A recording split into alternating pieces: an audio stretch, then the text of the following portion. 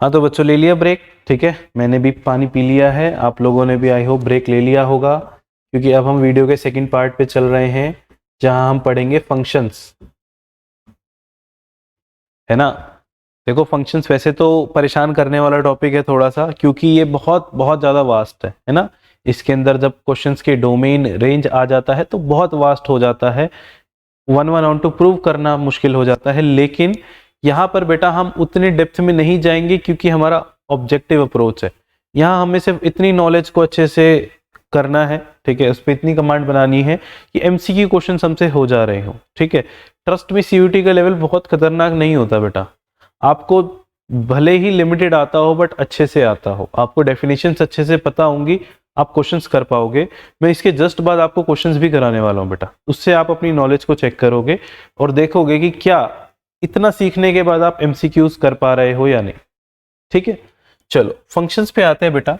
सबसे पहले फंक्शन की डेफिनेशन क्या थी, डेफिनेशन लिख लेते हैं। It is a type of relation, it is a type of relation where every element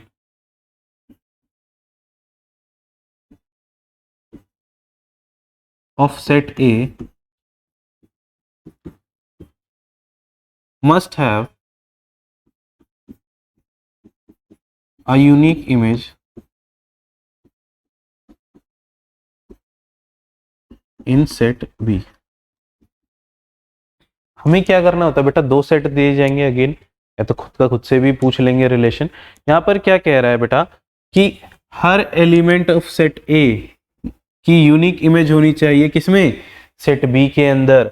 मतलब एग्जांपल लेकर बताता हूँ बेटा, मान लो ये सेट ए है, ये सेट बी है, इसमें मैंने एलिमेंट्स ले लिए ए बी सी, इसमें ले लिया डी ई एफ। ये सेट ए है, ये सेट बी है, एक और ले लेते हैं जी, ए बी सी, इसका इसके साथ रिलेशन, इसका इसके साथ, इसका इसके साथ।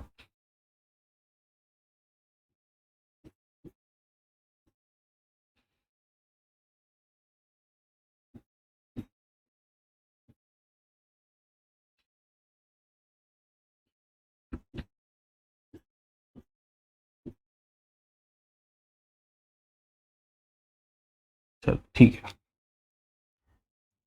इसमें आप कंफ्यूज हो जाओगे ना, रुको तो थोड़ा सा चेंज करता हूँ।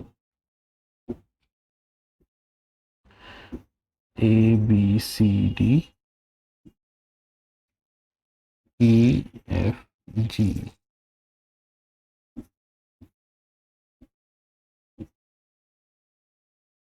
और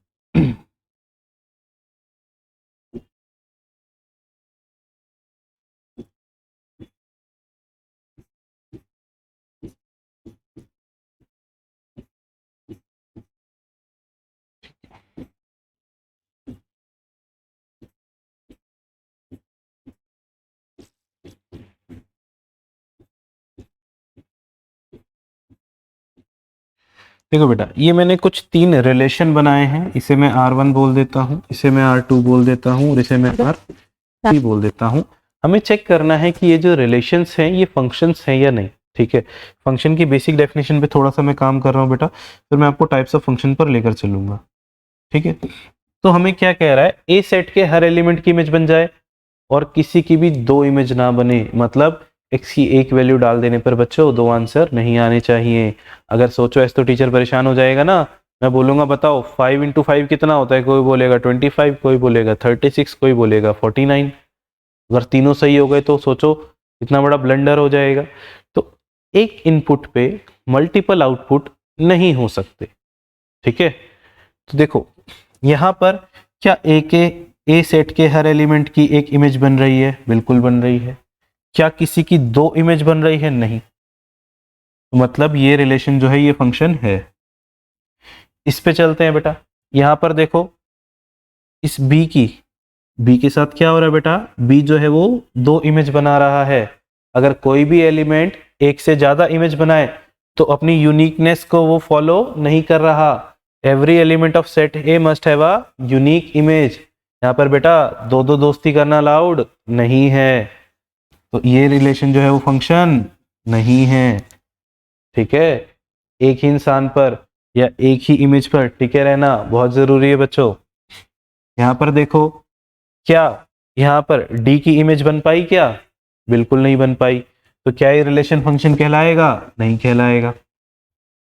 तो बेटा क्या है, दो चीजें फॉलो होनी चाहिए। पहली चीज क्या फॉलो होनी चाहिए? ए सेट के हर एलिमेंट की इमेज होनी चाहिए। दूसरी चीज क्या फॉलो होनी चाहिए? कि हर एलिमेंट की इमेज जो है वो यूनिक इमेज होनी चाहिए।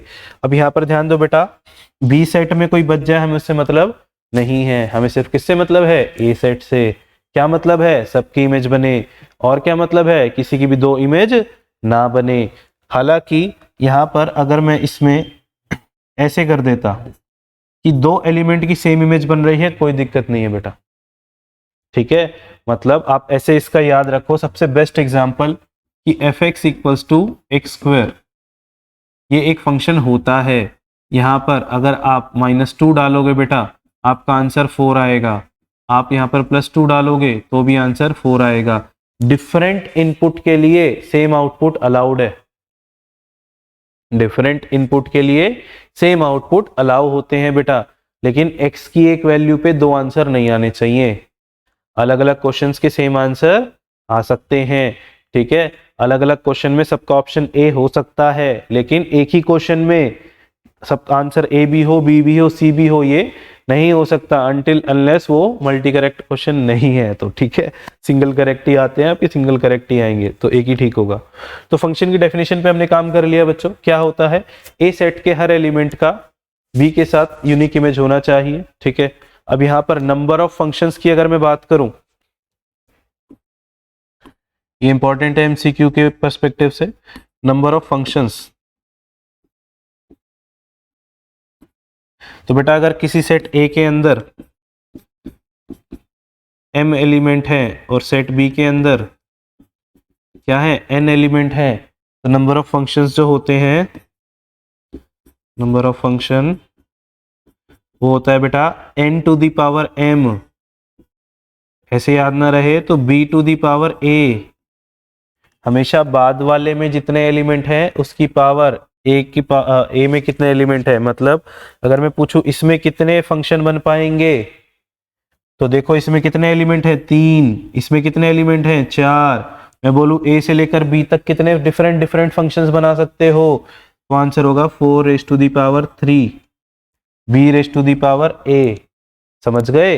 अगर यही मैं उल्टा पूछ लेता कि बताओ बी से ए में कितने फंक्शन बनेंगे, तो आंसर भी उल्टा हो जाता, 3 रेज टू दी पावर 4 हो जाता बच्चों। ये बात ध्यान रखना। अगर पूछेगा number of function from a to b, तो आपने लिखना है b raise to the power a. अगर वो पूछ ले बी टू ए, तो आपका आंसर होगा a raise to the power b. अब यहाँ पर इसमें कितने नंबर ऑफ एलिमेंट है वो लिखना है बेटा। क्या लिखना है? कितने नंबर ऑफ एलिमेंट्स है वो लिखना है। ये नहीं लिखना कि उसके अंदर क्या है। उसके अंदर तो राम श्याम मोहन घनश्याम भी हो सकता है बेटा। ठीक है, हमें नंबर ऑफ एलिमेंट्स की बात करनी है।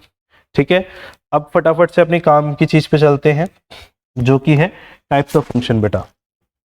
नेक्स्ट है हमारा types of function. Types of function बेटा मैं आपको दो हिस्सों में पढ़ाने वाला हूं। टाइप्स ऑफ फंक्शंस दो हिस्सों में हम लोग पढ़ेंगे। ठीक है, फर्स्ट हम लोग क्या पढ़ेंगे?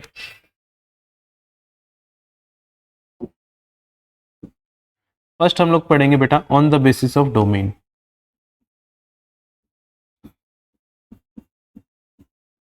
डोमेन क्या होता है? डोमेन बेटा सेट ए, यहां पर इनडायरेक्टली बता रहा हूं सेट ए। ठीक है, क्योंकि ए के तो सारे एलिमेंट वहां पे सेटिस्फाई कर ही रहे हैं, तो डोमेन क्या है? सेट ए। तो बेटा इसके बेसिस पर अगर मैं टाइप्स ऑफ रिलेशन आपको समझाऊं, सॉरी टाइप्स ऑफ फंक्शंस अगर मैं समझाऊं, तो बेटा दो हैं। एक है आपका 1-1 रिलेशन, ओहो मैं रिलेशन क्यों बोल रहा हूं बार बार। एक है बेटा आपका 1-1 फंक्शन और दूसरा है आपका मैनी वन फंक्शन। नाम से ही पता चल रहा है। ठीक है, 1-1 में सिंगल सिंगल दोस्ती होगी, मैनी वन में बहुत सारी दोस्ती होगी, है ना। देखो जैसे मान लो ये मैंने एग्जांपल ले लिया ए बी सी, ये हो गया डी ई एफ जी, तो इसकी इससे फ्रेंडशिप, इसकी इससे फ्रेंडशिप, इसकी इससे friendship. Predict a B C D E F G h, इन दोनों की ही दोस्ती एफ से है, इन दोनों की ही दोस्ती जी से है। ठीक है, तो बेटा ये कैसा फंक्शन हो गया, ये मैन्यूअल हो गया जहां पर डिफरेंट ऑब्जेक्ट्स के सेम आंसर आ रहे हैं, जहां पर डिफरेंट ऑब्जेक्ट के सेम आंसर आ रहे हैं। एग्जाम्पल अगर मैं इसका लूं, अगर मैं real number to real number define करूं और मैं फंक्शन ले लेता हूं f x equals to x square, ठीक है, तो f x equals to x square लेने पर अभी मैंने पीछे एग्जांपल लिया था -2 का स्क्वायर भी 4 होता है और +2 का स्क्वायर भी 4 होता है, सेम आंसर आ रहे हैं। तो ये कैसा फंक्शन है, मैनी वन फंक्शन है। और ध्यान रखना रियल नंबर्स के लिए, इंटीजर्स के लिए कभी भी क्वाड्रेटिक फंक्शन आ जाए वो मैनी वन होगा, वो 1 1 नहीं होगा। ठीक है, क्वाड्रेटिक फंक्शन 1 1 नहीं होते हैं, क्वाड्रेटिक जो होते हैं वो 1 1 नहीं होते हैं। पर ध्यान रखना कई बार वो इसको चेंज करके कंफ्यूज कर देते हैं। ठीक है, 1 1 को और क्या कहते हैं, इंजेक्टिव फंक्शंस। 1 1 को और क्या कहते हैं, इंजेक्टिव फंक्शंस। एक और सवाल, अगर आपसे नंबर ऑफ इंजेक्शंस पूछ ले, यहाँ बेटा इंजेक्शन वो नहीं है जो लगता है, डर तो नहीं गए, यहाँ पर इंजेक्शंस का मतलब क्या है, नंबर ऑफ इंजेक्शंस। ये पूछ रहा है कि बताओ नंबर ऑफ इंजेक्टिव फंक्शंस कितने हैं। तो नंबर ऑफ इंजेक्टिव फंक्शंस की अगर मैं बात करूं तो इसका फॉर्मूला होता है, सबसे पहली कंडीशन बेटा कि अगर जैसे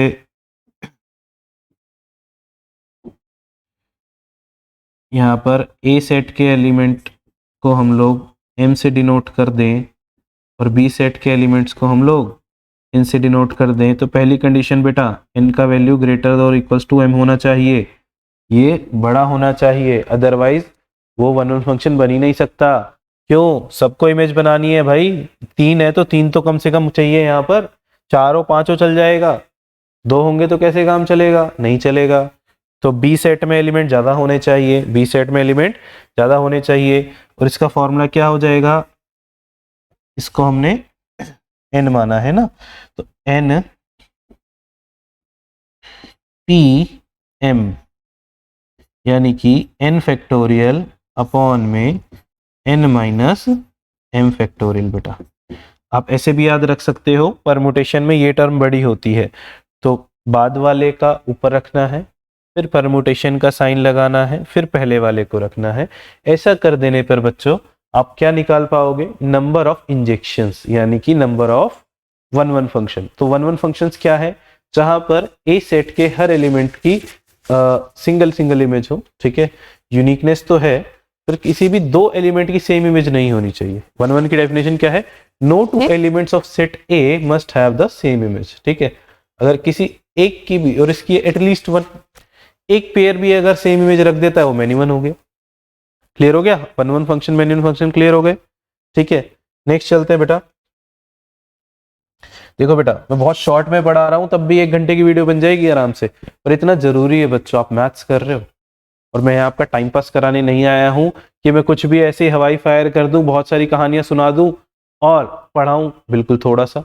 ठीक है, तो मैथ्स ऐसे नहीं होगी बेटा, मैथ्स में पहले मैं आपका कंसेप्ट स्ट्रांग करूंगा, थोड़ा सा टाइम जरूर लगेगा, बट वो कंसेप्ट स्ट्रांग होने के बाद मैं आपको कम से कम 20 30 40 क्वेश्चन कराऊंगा बेटा। और जब उतना कर लोगे तो आपका मैथ्स का ये टॉपिक बहुत अच्छा हो जाएगा बेटा। फिर आप सीयूईटी ही क्या, आप कोई अदर एग्जाम भी दोगे, ठीक है, हायर स्टडीज तक आपको ये कंसेप्ट हेल्प करेंगे बेटा। ठीक है, तो ध्यान रखना, मेरा पर्पस सिर्फ यहाँ पर व्यूज बटोरना नहीं है, मेरा पर्पस ये है भले ही थोड़े बच्चे इसको देखें, लेकिन जो बच्चे देख रहे हैं वो अच्छे से देखें, अच्छे से सीखें और उनको ये मैथ्स लाइफ में हमेशा हेल्प करती रहे। ठीक है बेटा, इसलिए मैं बिल्कुल कंजूसी नहीं कर रहा हूं अपने कंटेंट में, जितना पढ़ाना चाहिए उतना बिल्कुल पढ़ा रहा हूं, बहुत ज्यादा भी नहीं पढ़ा रहा, क्योंकि यहाँ पर सीयूटी के लिए हम क्रैश कोर्स टाइप आपको दे रहे हैं। अगर डिटेल में पढ़ाऊंगा तो बेटा कई घंटे भी कम पड़ जाएंगे और इतना आप लोग अब पढ़ोगे भी नहीं, क्योंकि आप लोग बोर्ड्स दे चुके हो। ठीक है, दूसरे पे चलते हैं बेटा। अब हम लिखेंगे on the basis of codomain. Codomain क्या हो गया हमारा, कोडोमेन बेटा सेट बी हो गया। हमने पीछे सेट ए के बेसिस पे पढ़ा था, आप किसके बेसिस पे पढ़ेंगे, सेट बी के बेसिस पर। सेट बी के बेसिस पर इसको देखते हैं। यहां पर भी दो टाइप है, एक है हमारा ऑन टू, एक है हमारा इन टू, है ना। इन्होंने भाई भाई जैसे नाम रखे, ऐसे घर में भी घर वाले रखते ना, एक का नाम चिंटू तो दूसरे का नाम रखते मिंटू, ऐसे ही एक का नाम है ऑन टू, दूसरे का नाम है इन टू। तो घर में ऐसे ही नाम रखे जाते हैं बेटा, मिलते जुलते, ताकि जल्दी याद हो जाए, है ना। तो ऑन टू इन टू की अगर मैं बात करूं बेटा, यहां पर हम किस पर ध्यान देने वाले हैं, सेट बी पर। तो ऑन टू फंक्शन कहता है यार, बड़ी देर से बात होगी सेट ए की, सेट बी पे भी तो तरस खाओ, सेट बी पे भी तो तरस खाना पड़ेगा। सेट बी पे तरस कैसे खाएंगे, सेट बी कह रहा है कि भैया अब की बार ऑन टू क्या होगा, जब सेट बी के सभी एलिमेंट की प्री इमेज बन जाए। ऑन टू क्या कह रहा है, सेट बी के सभी एलिमेंट की प्री इमेज बन जाए। लिखते चलना भाई, ये चीज नहीं लिख रहा, लिख नहीं रहा हूं मैं, पर मैंने बोला है आपने क्या लेना है, नोटबुक पेन, ये लिखते चलो। क्या होता है ऑन टू, बी सेट के हर एलिमेंट की प्री इमेज होनी चाहिए।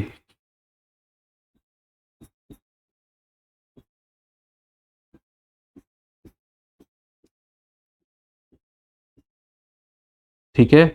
और इनटू में क्या है, अगर एक भी ऐसा एलिमेंट बी सेट में मिल गया जिसकी प्री इमेज नहीं है तो वो क्या हो जाएगा, into A B C D E F G H.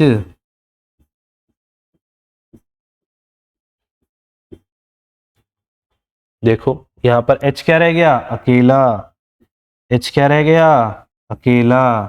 तो अकेला रह गया तो ये ऑन टू नहीं है, ये क्या है, इनटू। क्या है, इनटू। ऑन टू फंक्शन को और क्या कहेंगे बेटा, और हम इनको कहते हैं सरजेक्टिव, सरजेक्टिव फंक्शंस। ठीक है। नंबर ऑफ सरजेक्शंस नहीं मैं बता रहा, बहुत कॉम्प्लिकेटेड फॉर्मूला है, अभी कंफ्यूज हो जाओगे।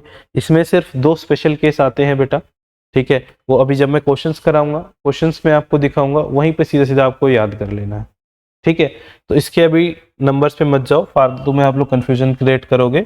अभी हमें क्या पहचानना है, ए सेट बी सेट दे रखा होगा, ठीक है, और उसको देख के ध्यान देना है कि क्या बी सेट में कोई ऐसा एलिमेंट है जिसकी प्री इमेज ना हो। ठीक है। जैसे मान लो अगर मैं इंटीजर्स लेता हूं इधर, इधर भी इंटीजर्स लेता हूं, 0 -1 -2 -3 और +1 2 3, और यहाँ पर भी इंटीजर्स लिए मैंने 0 1 2 3 4 5 6 -1 -2 -3, और मैंने फंक्शन जो डिफाइन करा बच्चों वो करा f x equals to x square. कैसे, इंटीजर्स पे इंटीजर, तो मैं x की जो भी एलिमेंट लूंगा मुझे उसका स्क्वायर करना है। तो बताओ 0 का स्क्वायर क्या हो जाएगा, 0, 1 का स्क्वायर 1, 2 का स्क्वायर 4, 3 का स्क्वायर 9। अब भाई -1 का फिर से 1 पे जाएगा, ठीक, -2 का फिर से 4 पे जाएगा। तो एक तो अगर पिछली बात करें तो मैनी 1 तो था ही, ठीक है। अब ऑन टू के लिए क्या कह रहा है कि बी सेट में ऐसी इमेज मिल जाए जिसकी ऐसे एलिमेंट मिल जाए प्री इमेज ना हो। बताओ क्या 5 किसी का स्क्वायर आएगा क्या, बता दो मुझे, क्या 5 किसी का स्क्वायर आएगा, नहीं आएगा। अगर रियल नंबर लेता तो फिर भी आ जाता, √5 का स्क्वायर 5 हो जाता, पर यहाँ तो इंटीजर है। क्या 6 की कोई प्री इमेज मिली क्या, अरे ये सब छोड़ दो, जितने भी नेगेटिव नंबर है इनकी कोई प्री इमेज मिली क्या, भैया नेगेटिव नंबर तो किसी का स्क्वायर होते ही नहीं अगर हम रियल नंबर की बात करें, यहाँ तो इंटीजर की बात हो रही है। तो इतने सारे एलिमेंट है सेट बी में जिनकी प्री इमेज नहीं है, तो ये सारे फंक्शन भी ऑन टू नहीं है, क्या है, इनटू है। क्या है ये बेटा, ये है इनटू। समझ में आ गया, ठीक है। तो यहां पर हमारा फंक्शन टॉपिक कंप्लीट होता है। ठीक है। फंक्शन में बेटा हमें दो टाइप पहचानने हैं इसके। इसमें एक पहला टाइप क्या था, on the basis of domain, जहां हमें देखना था कि 1 1 फंक्शन क्या होते हैं, 1 1 में किसी भी दो एलिमेंट के सेम आंसर नहीं होने चाहिए। दूसरा हमें क्या देखना है, दूसरा हमें onto function, onto में हम सेट बी में जाते हैं और देखते हैं कि ऐसा कोई भी एलिमेंट ना मिले जिसकी प्री इमेज ना हो बेटा, तो कैसे फंक्शन हो जाएंगे, वो हो जाएंगे इनटू फंक्शन। क्लियर है। तो हमने क्या पढ़ा फंक्शन के अंदर, इसको भी मैं फिर से समराइज कर देता हूं बेटा। ये कलर अच्छा नहीं है, दूसरा ले लेते हैं।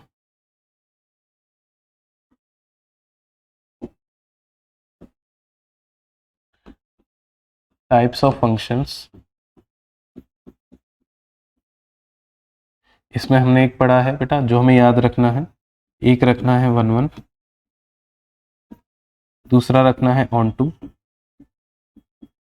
और बेटा जो दोनों हो ऐसे फंक्शन जो वन वन भी हो जो ऑन टू भी हो उन्हें कहते हैं बाइजेक्टिव फंक्शन। ऐसे फंक्शन जो इंजेक्टिव भी है सरजेक्टिव भी है उन्हें क्या कहते हैं, बाइजेक्टिव फंक्शन। और बेटा बाइजेक्टिव होने की कंडीशन है, बाइजेक्टिव होने की कंडीशन है कि ए सेट में और बी सेट में नंबर ऑफ एलिमेंट बराबर होने चाहिए, तभी वो वन वन ऑन टू दोनों होगा, वरना होगा ही नहीं। अदरवाइज या तो वन वन नहीं होगा या ऑन टू नहीं होगा। ऐसे कई बार क्वेश्चन पूछ लेता है, ए सेट में कुछ एलिमेंट दे देगा, बी में भी दे देगा, बोलेगा बताओ कितने वन वन फंक्शन भी बन जाएंगे मैनी वन भी। तो ज्यादातर में क्या होगा कि एलिमेंट ही बराबर नहीं होंगे, जीरो आंसर होगा इसका। ठीक है, क्योंकि कंडीशन क्या होती है, दोनों बराबर होने चाहिए। समझ गए इसको? इतना था बेटा फंक्शन में। अब कुछ रह गया क्या? बिल्कुल रह गया। क्या रह गया? एक डिलीटेड टॉपिक रह गया। कौन सा रह गया? Binary operation. बेटा बाइनरी ऑपरेशन सीखना बहुत जरूरी है बेटा। प्लीज यहां तक आए हो तो ये टॉपिक जरूर करके जाना बेटा। Most most most important topic है, भले ही सीयूटी में इसको स्किप कर दो, लेकिन अगर आप ग्रेजुएशन में मैथ्स लेने वाले हो बेटा तो इस पर पूरा सब्जेक्ट बन जाएगा आगे चल के। तो बाइनरी ऑपरेशन कर लेना बहुत जरूरी है आपके लिए। ठीक है, बहुत सिंपल है बेटा बाइनरी ऑपरेशन। क्या होता है बाइनरी ऑपरेशन समझा देता हूं आपको, 5 मिनट लगेंगे बेटा, सिर्फ 5 मिनट। टाइमर ऑन करके देख लेना भली।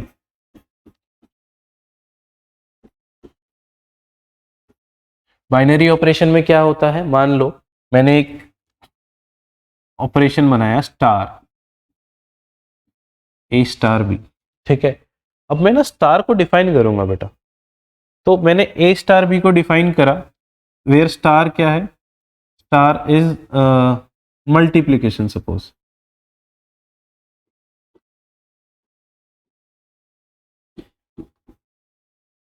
तो अगर मैं आपसे पूछूं इसमें कि बताओ 5 स्टार 3 क्या होता है, तो 15 आंसर आ जाएगा। यहां पर कुछ नहीं बेटा, दो एलिमेंट लेंगे, एक एलिमेंट लेंगे ए, एक एलिमेंट लेंगे बी, और दोनों के बीच में जो फंक्शन था उसे एज अ बाइनरी ऑपरेशन दे देंगे। जैसे एक और मैं एग्जांपल लेता हूं, ये फर्स्ट एग्जांपल हो गया। सेकंड, मान लो मैंने एक बाइनरी ऑपरेशन स्टार डिफाइन करा, a star b equals to a plus b upon a b. तो अब अगर आपसे पूछेगा क्वेश्चन में कि फाइंड करो 3 स्टार 4, तो 3 स्टार 4 क्या हो जाएगा बेटा, 3 स्टार 4 हो जाएगा 3 + 4 अपॉन में 3 × 4, दैट इज 7/12। क्या ये बहुत मुश्किल था? क्या ये बहुत मुश्किल था? बताओ। इजी था तो था, क्यों डिलीट कर दिया पता नहीं। बहुत इजी है, ठीक है, कोई दिक्कत वाली बात नहीं है। ठीक है, कुछ और एग्जांपल्स करा देता हूं मैं। जैसे ए स्टार बी इज, इसको यहाँ पे ऐसे इसको चेंज करते हैं, a star b is HCF of a b. ठीक है, तो ए स्टार बी में क्या करना है, अगर मैं आपसे पूछ लूं कि 12 स्टार 6 क्या होगा, तो 12 का और 6 का HCF क्या होगा, 6 होगा।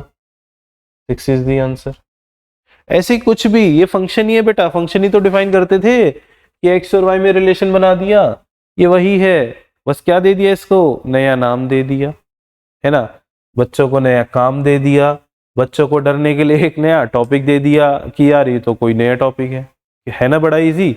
आपको देखो यहाँ पर स्टार दे देगा बेटा, ठीक है, और उस स्टार को डिफाइन कर देगा और बोलेगा ए स्टार बी निकालो, बी स्टार ए निकालो, या फिर इसी में बेटा आपको बोल देगा 3 स्टार 4 स्टार 5 निकालो।